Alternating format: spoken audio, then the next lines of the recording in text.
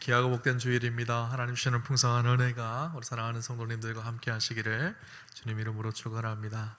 오늘 특별히 우리 기도원 순방 예배로 귀한 예배를 드리는데요. 여러분 나가시면서 꼭 이 사역에 함께 동참해 주시기를 부탁드립니다. 우리가 하는 작은 헌금을 통해서 세계 만방에 성경이 전해지는 놀라운 일들에 함께 꼭 동참하셔서 하나님 주시는 큰 기쁨과 은혜가 함께 하셨으면 좋겠습니다. 3월 1일은 특별히 또 우리가 월삭일이죠. 그래서 초하루 새벽기도 예배를 드리는데 여러분 함께 참석해 주시고요. 3월을 시작하면서 특별히 새 학기가 시작되어집니다. 우리 아이들과 함께 새 학기를 시작하며 기도하며 그렇게 한 달을 시작해 주시기를 부탁드립니다. 어느 시골 교회에 사람 크기만한 예수님의 동상이 있었다고 합니다. 그 예수님 동상 앞에서 기도하면 기도 응답이 잘 이루어진다는 소문이 나기 시작했습니다. 그래서 많은 사람들이 그 동상 앞에 와서 그렇게 기도를 했다는 거예요. 그런데 그 교회의 문지기가 예수님의 동상이 서 있는 곳에 예수님 대신에 그 자리에 한 번만 자기도 서 있고 싶은 그런 마음이 생겼습니다. 그래서 하나님 앞에 기도했습니다. 하나님, 제가 예수님 동상에 서서 예수님처럼 그렇게 한 번만 있고 싶습니다. 그렇게 얘기를 했어요. 그러자 진짜 하나님의 음성이 들렸다고 합니다. 그래, 내가 하도 소원을 말하니 딱 하루만 너와 자리를 바꾸어 주겠다. 그런데 나와 한 가지 약속을 해야 된다. 너는 누가 와서 어떤 행동이나 기도를 하든지 아무 말도 하지 말고 침묵을 지켜야 한다. 다시 말하지만 절대 말하지 말고 침묵을 지켜라. 그렇게 얘기를 했다는 거예요. 그래서 이 문지기가 예 그렇게 하겠습니다 하고 그 다음 날부터 그 예수님 상에 서 있는 예수님의 자리하고 자기 문지기 자리를 바꿔서 그렇게 있었다고 해요. 문지기가 예수님의 동상으로 서 있을 때 첫 번째 사람이 찾아왔습니다. 굉장히 부자인 사람이 찾아왔어요. 그리고 그렇게 기도합니다. 자기가 지금 도박을 하러 가는데 하나님 돈 많이 따게 해주세요. 그렇게 기도를 했다는 거예요. 그렇게 기도를 하고 한참을 기도를 하고 다시 집으로 돌아가는데 그만 이 사람이요 그 도박에 미천이 담겨져 있는 돈 가방을 놓고 가버린 거예요. 그래서 이 문지기가 돈 가방 놓고 갔다고 이야기를 해주고 싶은데 예수님과 한 약속이 있잖아요. 침묵을 지켜라. 그래서 침묵을 지켰습니다. 잠시 후 한 가난한 농부가 들어왔습니다. 가난한 농부가 자기 아내가 중병에 걸려서 누워있는데 치료비가 없었어요. 그래서 하나님 앞에 간절히 기도했습니다. 하나님 치료비가 없습니다. 치료비를 주십시오. 그렇게 간절히 기도를 하고 이제 다시 돌아가려고 딱 보니까 돈가방이 탁 있는 거예요. 그래서 돈가방을 들고 감사합니다 하나님, 응답하신 하나님께 감사합니다 할렐루야 하고 집으로 돌아갔습니다. 마지막 세 번째 청년이 들어왔습니다. 세 번째 청년이 기도합니다. 이 청년은 원양어선 배를 타려고 준비하고 있는데 하나님 제가 원양어선 배를 타고 갈 때 안전함을 지켜주십시오. 그렇게 기도를 하고 자리를 일어나려고 하는데 교회 문이 활짝 열리면서 누군가가 막 뛰어들어와서 소리를 치면서 돈가방을 찾고 있습니다. 그 부자가 돈가방 찾으러 온 거예요. 그런데 그 청년이 있으니까 이 느닷없이 그 청년의 멱살을 잡으면서 내 돈가방 내놓으라는 거예요. 이 청년은 나는 돈가방 가져간 일이 없다고 그렇게 말해도 통하지 않습니다. 이미 화가 잔뜩 나서 그 청년을 붙잡고 경찰서를 가야 되겠다는 거예요. 그래서 이 청년이 아니 지금 내가 빨리 가서 나는 원양어선 배를 타고 가야 되는데 시간이 없다고, 경찰서 갈 시간이 없다고 그렇게 막 실갱이를 하고 있었어요. 그러자 도저히 이 문지기가 이것을 그냥 보고 지나치면 안 되겠다는 생각이 들어서 짠 하고 나타나서 자초지은 설명을 해줬습니다. 그리고 나서 이 청년은 배를 탈 수가 있었고 부자는 돈가방을 찾아서 그렇게 도박을 하러 갈 수가 있었다는 겁니다. 그때 예수님이 나타나셨습니다. 그리고 이 문지기를 책망하셨습니다. 너는 나하고 약속을 지키지 않았다. 그러니 내려와라. 그러자 이 문지기가 이렇게 말합니다. 약속을 지키지는 못했지만 그렇다고 예수님께서 화를 내실 정도로 제가 잘못한 것 같지는 않습니다. 나는 잘못한 상황을 바로잡기 위해서 모든 것을 수정하였고 평화를 이루었을 뿐입니다. 그때 예수님이 그를 책망하시면서 이렇게 말씀하십니다. 내가 개입해서 해결된 것보다 사실 침묵했으면 더 좋았을 일이 결과가 있었을 것이다. 부자는 어차피 그 돈을 가지고 도박하러 가서 다 날릴 터인데 그 돈을 되찾아감으로 인해서 그 농부는 아내가 병을 치료받지 못하고 그렇게 힘들어하고 있단다. 더 큰 문제는 청년의 문제다. 청년은 그냥 놔두었으면 배를 타지 못했을 수도 있었는데 내가 개입해서 그 청년은 배를 타고 가게 되었고 그 배는 바다에서 침몰하여 그 청년도 죽게 되었느니라. 그렇게 이야기를 했다는 거예요. 뭐 아주 좀 극단적인 예와 극단적인 이야기이긴 하지만 우리가 침묵에 대해서, 하나님이 침묵하시는 그 침묵에 대해서 한번 곰곰이 생각해 봐야 되겠다라는 마음이 들었습니다. 우리 인간들은 하나님의 침묵을 견디지 못합니다. 침묵하시는 하나님 너무너무 힘들죠. 특별히 우리 인생에 고난이 닥치고 어려움이 닥쳤을 때 하나님이 즉각 나타나셔서 우리가 기도하는 대로 바로바로 응답해 주시면 얼마나 좋을까요? 그죠? 그런데 많은 경우 즉각 응답하시는 경우보다 많은 경우 침묵하실 때가 훨씬 많은 것 같다는 생각이 들어요.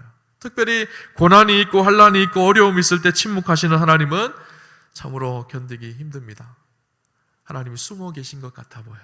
하나님이 안 계시는 것 같아 보여요. 그죠? 오늘 성경 본문을 보면 이사야가 그런 고백을 합니다. 오늘 15절에 보면 구원자 이스라엘의 하나님이여 진실로 주는 스스로 숨어 계시는 하나님이십니다. 이사야는요, 하나님을 바라보면 하나님은 숨어 계시는 분이십니다, 이렇게 이야기를 하고 있어요. 도대체 무슨 일일까요? 이스라엘 백성들이 바벨론의 포로로 끌려가 고통을 당합니다. 힘들고 어려운 고통의 순간순간들을 보냅니다. 그들은 바빌론의 포로로 끌려가서 곧 회복될 줄 알았습니다. 1년이 지나고 2년이 지나면 이제는 우리 고국으로 돌아갈 수 있겠지라고 생각을 했을 거예요. 그런데 이 고통의 순간, 포로로 끌려간 이 순간이 하루아침에 끝나는 것이 아니었었어요. 많은 사람들이 간절히 기도하지만 하나님은 침묵하시는 것 같이 느껴졌어요. 고난이 더 심해지고 어려움이 더 심해집니다. 이 어려움과 고난을 이겨나갈 수 있는 방법이 없었어요.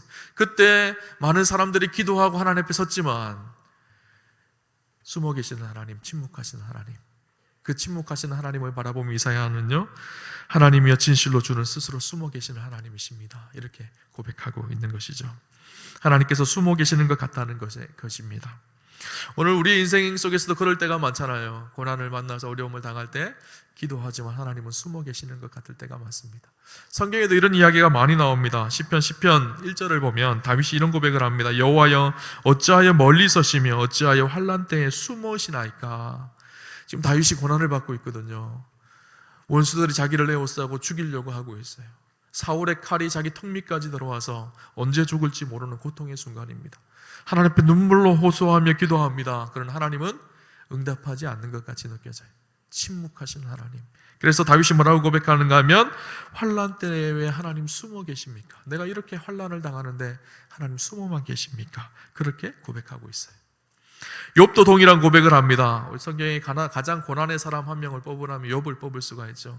욥이 고난을 당합니다. 고난 중에 하나님을 찾고 부르짖지만 하나님이 응답하시지 않는 것 같아 보여요. 욥의 친구들이 와서 욥을 향해 비난합니다. 네가 죄를 지어서, 네가 나쁜 짓을 해서 그렇게 지금 고난을 당하는 거야, 그렇게 질책을 하죠. 욥은 아무리 자기를 점검해도 자기 안에 이런 고난을 당할 이유가 없는 거예요. 하나님 앞에 부르짖고 고난의 이유를 찾지만 고난의 이유를 찾을 수가 없었습니다. 그리고 나서 욥이 고백한 고백이요, 욥기 23장 8절 9절에 보면 이렇게 고백합니다. 내가 앞으로 가도 그가 아니 계시고 뒤로 가도 보이지 아니하며 그가 왼쪽에서 일하시나 내가 만날 수 없고 그가 오른쪽으로 돌이키시나 나 배울 수 없구나. 앞으로 가도 하나님이 안 계신 것 같고 뒤를 돌아봐도 하나님이 안 계신 것 같고 좌우에 하나님을 쳐다봐도 하나님이 일하시지 않는 것 같이 느껴지는 거예요. 하나님이 숨으신 것 같은 거예요. 예수님도 동일한 경험을 하시죠. 예수님 십자가에 달려 돌아가실 때 마지막 그 십자가에서 처절하게 울부짖으며 고백합니다. 엘리 엘리 라마 사박다니, 나의 하나님이여 나의 하나님이여 어찌하여 나를 버리시나이까. 아니, 메시아이신 그분이, 하나님의 아들이신 그분이 십자가를 지시면 하나님 어떻게 하셔야 될까요? 짠 하고 나타나셔서 십자가를 부셔버리고 예수님을 내리시고 예수님을 핍박하는 사람들 단번에 처리하셔야 되지 않나요?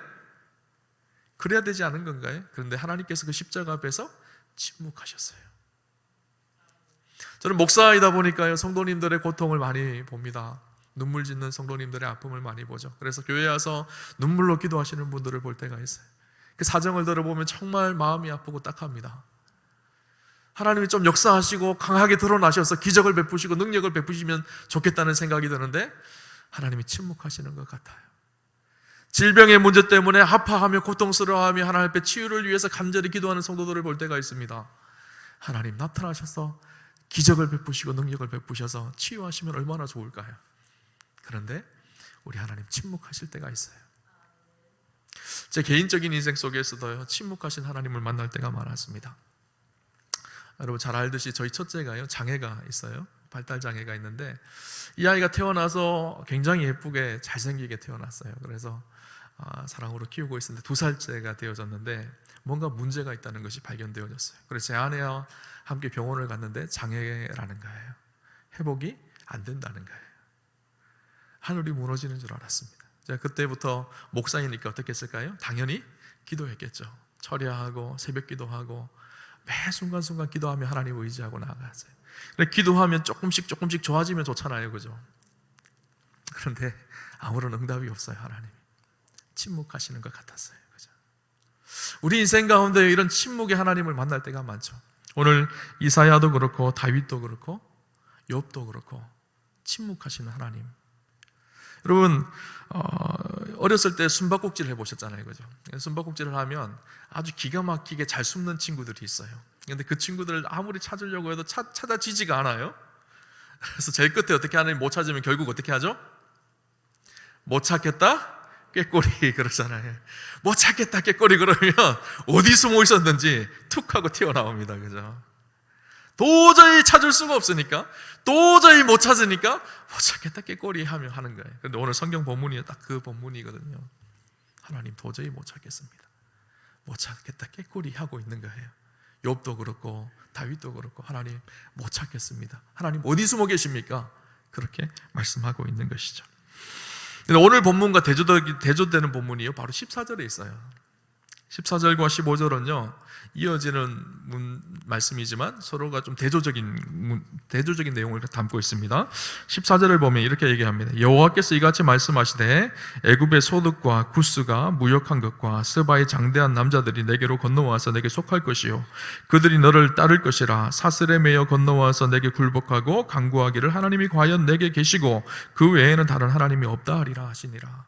무슨 말씀인가 하면 이들이 지금 바벨론의 포로로 끌려가서 고통 속에 있지만 하나님께서 때가 되어지면 저 이방 나라들이 너희에게 소속되어질 것이고 너희가 섬기는 그 하나님이 진짜 하나님이신 것이 드러나서 그들도 하나님만이 참신이고 참 하나님이다라는 것을 고백하게 되어질 것이다. 승리의 역사를 기록하고 있어요. 그 14장과 15장은 또 너무 달라요. 왜 이럴까요? 그들은 그 약속이 성취되어지고 이루어질 것을 신뢰하고 바라보고 있지만 현실 세계가 어떤가요? 전혀 약속이 이루어질 것 같은 것이 보여지지 않는 거예요. 우리도 그렇잖아요. 우리 인생 가운데 하나님께서 선한 일들로 이루어 가실 것을 신뢰하시잖아요. 우리가 하나님 앞에 섰을 때 최후 승리를 이루실 것을 확신하시잖아요. 그럼에도 불구하고 오늘 우리의 현실 속에 막혀져 있는 상황들을 경험하면 답답하고 그 답답한 상황을 어찌할 수 없어서 눈물을 짓고 아파하고 고통스러워하는 우리의 모습이 사실 또 꼭 오늘 본문의 모습 속에 나오는 이사야의 고백과 같다라는 생각을 해봅니다. 여러분, 하나님이 숨어 계시는 것 같을 때, 그러나 이때 우리가 기억해야 될 사실 한 가지가 있습니다. 오늘 본문을 통해서 우리가 기억해야 할 중요한 사실은 무엇인가 하면 하나님께서는 숨어 계시지만 여전히 일하시고 계시고 우리와 함께 하신다는 사실입니다. 우리의 눈에는 지금 보이지 않아서 하나님이 숨어 계신 것 같고 안 계신 것 같아 보이지만 신실하신 하나님, 성실하신 그 하나님은 우리의 삶 속에 여전히 역사하고 계시고 일하시는 하나님이시라는 사실이에요. 여러분, 구름이 끼고 비가 내리면요, 구름이 태양을 가려버립니다. 그러면 태양이 어떻게 보이죠? 없는 것처럼 느껴져요. 그런데 태양은 구름 위에 여전히 있습니다. 여러분, 태양이 없으면 어떨까요? 온통 세상은 다 암흑으로 바뀌어질 거예요. 우리는 1분 1초도 살 수가 없습니다. 태양이 있기 때문에 살아요. 그런데 구름이 태양을 가렸기 때문에 태양이 없는 것처럼 보여지죠. 하나님도 마찬가지예요. 잠깐 우리에게 드려진 흑암이 하나님을 가리운 것처럼 보입니다. 그러나 하나님은 사실 여전히 그 자리에서 일하시고 계시고 함께하고 계세요. 마치 태양이 따뜻한 빛을 비추는 것처럼 우리를 향해서 사랑과 인자의 빛을 여전히 하나님은 신실하게 비추고 계세요. 우리가 지금 구름이 가려져서 그것이 느껴지지 않아서 하나님이 없는 것 같이 느껴지지만 그렇지 않다는 거예요. 오늘 이 이사야 45장의 전체 내용은요, 하나님께서 이방왕 페르시아의 고레스 왕을 세워서 이스라엘을 회복시키실 것에 대한 약속의 말씀입니다. 지금 이스라엘 백성들이 고난 중에 있지만, 고통 중에 있지만, 하나님은 이방 왕인 페르시아 왕 고레스를 세워서 이스라엘을 해방하게 하실 것을 약속하고 계십니다. 45장 1절을 보면요, 이렇게 기록합니다. 여호와께서 그의 기름 부음을 받은 고레스에게 이같이 말씀하시되, 내가 그의 오른손을 붙들고 그 앞에 열국을 항복하게 하며, 내가 왕들의 허리를 풀어 그 앞에 문들을 열고 성문들이 닫히지 못하게 하리라. 내가 고레스 왕, 이방 왕 고레스 왕을 세워서 저 바벨론을 패망시키고 너희를 회복하게 할 것이다 라고 약속하고 계세요. 13절을 보면 이렇게 기록하면, 내가 공의로 그를 일으킨지라 그의 모든 길을 곧게 하리니 그가 나의 성읍을 건축할 것이며 사로잡힌 내 백성을 값이나 갚음이 없이 놓으리라. 만군의 여호와의 말이니라. 고레스 왕을 세워서 지금 고난 중에 고통 속에 있는 이스라엘 백성들을 해방하고 풀어줄 거라. 너희가 어떤 값을 지불하여서 어떤 수고와 노력을 하여서 그렇게 되는 것이 아니라 하나님께서 그냥 그렇게 하시겠다는 거예요. 지금 눈앞에서는 고난과 아픔과 고통이 있지만 역사의 이면을 움직여 가시는 하나님께서 고레스라는 하나님을 알지도 못하는 왕을 세워서 바벨론에서 너희를 해방시키고 너희를 다시 약속의 땅 이스라엘 백성의 약속 땅 예루살렘으로 돌아오게 하셔서 그곳에서 성벽을 재건하고 성전을 다시 재건하는 그 위대한 일들을 다시 이루실 것이다 약속하고 계세요. 그리고 실제 그 일이 이스라엘 백성들이 포로로 끌려간 지 70년이 지나고 BC 537년에 이루어지고 성취되어집니다. 그들이 그 일을 위해서 한 것은 없어요. 하나님이 그냥 하신 거예요. 역사를 움직이셔서 하나님의 약속과 계획대로 그 일들을 실현해 가셨던 거예요. 지금은 캄캄하여서 먹구무름이 잔뜩 드리워서 하나님이 일하심이 전혀 보이지 않는 것 같았지만 사실은요, 역사 이면에서 하나님은 일하시고 역사하셔서 그들을 통해서 구원하실 하나님의 계획과 섭리를 이루어가고 계셨던 거예요. 여러분, 요셉을 한번 가만히 생각해 봅시다. 요셉은요, 인생 속에서 하나님의 긴 침묵을 경험했던 사람이 요셉입니다. 형들에게 팔려져서 애굽에 종으로 끌려가죠. 그곳에서 억울한 누명을 쓰고 감옥에 갇힙니다. 감옥에서도 금방 풀려날 줄 알았는데 풀려나지 않고 한참 동안 감옥에 살아가요. 하나님이 어떤 하나님일까요? 숨어 계신 하나님이셨어요. 요셉의 인생에 침묵하시는 하나님이셨어요. 아니, 하나님께서 요셉에게 꿈을 주셨잖아요. 그 꿈을 이루어가기 위해서 하나하나 차근차근 그 꿈을 향해 다가가면 하나님이 살아계시는구나 금방 알 수가 있을 텐데, 아니, 꿈과 전혀 상황과 환경에 맞지 않게 엉뚱하게 자기의 인생이 흘러가고 있는 거예요. 감옥 속에 갇혀서 처절하게 고통스럽게 그런 상황 속에 치닫고 있어요. 하나님 느껴지지 않습니다. 침묵하신 하나님이 요셉의 하나님이셨어요. 그런데요, 사실 요셉이 만났던 하나님은요, 침묵하시는 하나님이셨지만 사실은 역사 이면에서 요셉의 인생을 하나님께서 이끄시는 하나님이셨어요. 여러분, 잘 생각해 보세요.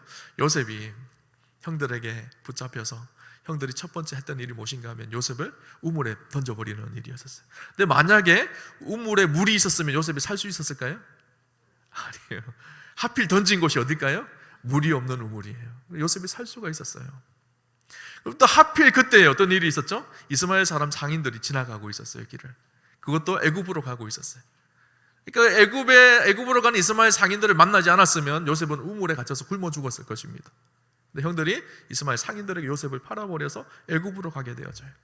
애굽으로 가서 하필이면 그 요셉이 어디 팔려갔을까요? 보디발의 집에 팔려갔습니다. 그곳에서 보디발의 아내가 요셉을 유혹하죠. 미스터 요셉? 그러면서 요셉을 유혹했어요. 요셉이 넘어갔나요? 아니요. 내가 어찌하여 하나님 앞에 득죄할 수가 있겠습니까? 거룩함을 지키죠. 요셉이요, 그 보디발의 아내 때문에 감옥에 들어가면, 사실은 당시의 규례로 봤을 때는 주인의 아내를 범하면 사형감이었거든, 종이. 그런데 아마 보디발이 요셉을 신뢰했던 것 같아요. 그러니까 감옥으로 보냅니다. 감옥에서 어떻게 되죠? 술 맡은 관원장을 만납니다. 꿈을 해석해 주죠. 그것이 기회가 돼서 결국 어떻게 되죠? 애굽의 바로 왕의 꿈을 해석해 줄 수 있게 되어졌어요. 그리고 그 꿈을 해석해 줌으로 인해 당시에 굶어 죽어 갈 수밖에 없었던 그런 수많은 사람들을 구원해내는 축복의 통로를 하나님께서 요셉을 세우시죠. 그리고 하나님 나라의 그 역사를 이어가도록 야곱의 가족들이 애굽에 와서 거할 수 있도록 하나님 그 일들을 열어가십니다. 요셉이 나중에 제일 끝에 뭐라고 고백하죠? 창세기 50장 20절에 보면, 당신들은 나를 헤아려 했으나 하나님께서 그것을 오늘같이 선으로 바꾸셔서 오늘같이 만민을 구원하게 하려 하심이라. 하나님의 계획과 섭리가 요셉을 여기까지 이끌었다는 거예요. 요셉은 캄캄하여서 하나님이 안 계시는 것 같고 하나님이 숨어 계시는 것 같았지만 아니에요. 하나님은 역사의 이면에서 요셉을 신실하게 인도하고 계셨던 거예요. 하나님께서 요셉의 인생을 붙들고 계셨던 거예요. 그렇죠? 오늘 우리 인생도 마찬가지입니다. 숨어 계시는 하나님을 만난 것 같이 답답하고 고통스러운 순간 하나님이 안 계시는 것이 아니라 우리가 알지 못하는 곳에서 하나님은 더 깊고 넓은 방법으로 일하시고 계시는 분이 우리 하나님이세요. 그래서 이사야 55장 8절 9절에 이사야는 이런 고백을 합니다. 이는 내 생각이 너희의 생각과 다르며 내 길은 너희의 길과 다름이니라. 여호와의 말씀이니라. 이는 하늘이 땅보다 높음같이 내 길은 너희의 길보다 높으며 내 생각은 너희의 생각보다 높음이라. 뭐라고 말씀하시죠? 하나님이요, 우리가 아무리 깊게 생각하고 아무리 철저히 계획을 세운다고 하더라도 하나님의 계획은 훨씬 깊고 높다는 거예요. 하나님의 깊고 높고 넓은 하나님의 뜻을 이루어가고 계신다는 것이죠. 이사야 45장 7절에 보면 이렇게 이야기합니다. 나는 빛도 짓고 어둠도 창조하며 나는 평안도 짓고 환난도 창조하나니 나는 여호와라. 이 모든 일들을 행하는 자니라. 나는 빛도 짓고 어둠도 창조하였어요. 평안도 짓고 환난도 창조하였습니다. 우리는 빛과 평안에서만 하나님께서 일하신다고 생각을 해요. 근데 하나님은 빛과 평안에서만 일하시는 것이 아니라 어둠과 환난 속에서도 창조하시고 그 일들을 이루어 가시는 분이 하나님이세요. 우리는 빛에서만 하나님이 보여진다고 생각을 합니다. 그러나 하나님은 빛과 어둠이 일반이세요.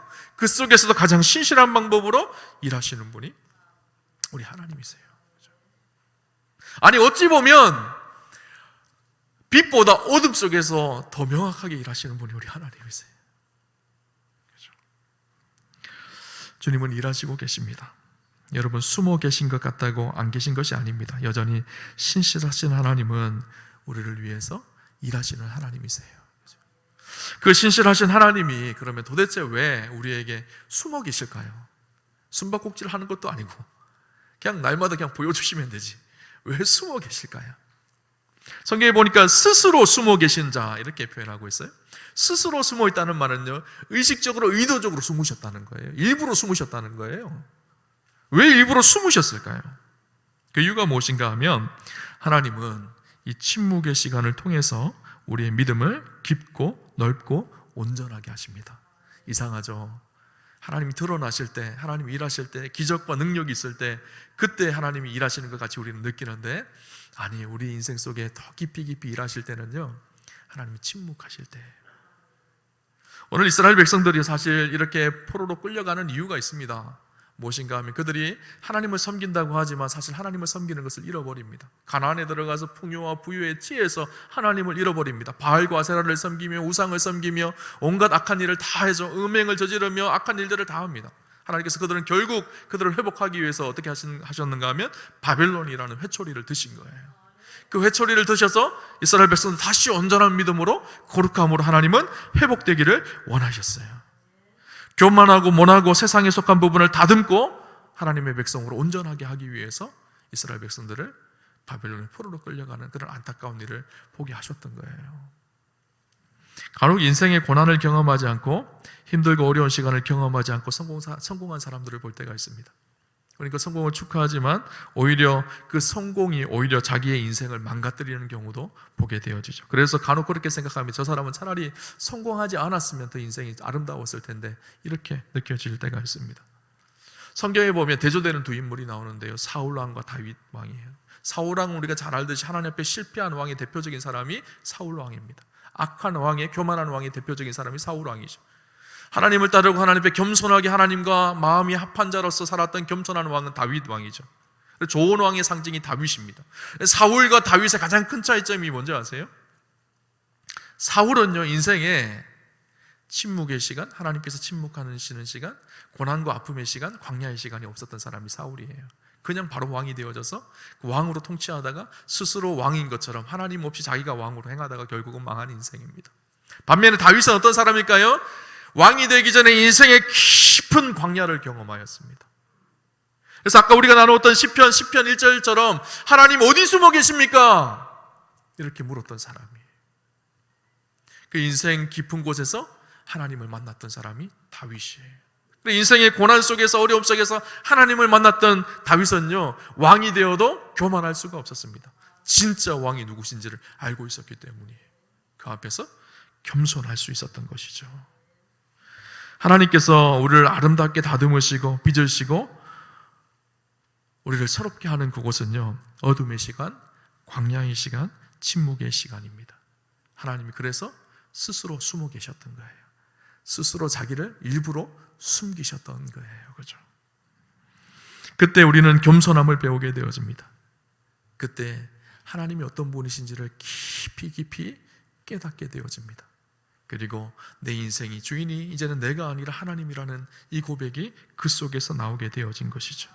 하나님에 대한 깊은 성찰과 믿음이 회복되어지면 스스로 숨어 계셨던 하나님이 자신을 계시하고 드러내기 시작하세요. 고난 속에 담겨진 하나님의 뜻이 무엇인지를 깨닫고 알게 하세요. 그래서 욥이 이런 고백을 하죠. 그 고난 뒤에 이런 고백을 하면 내가 하나님에 대하여 귀로 듣기만 했는데 이제는 눈으로 하나님을 배웠습니다.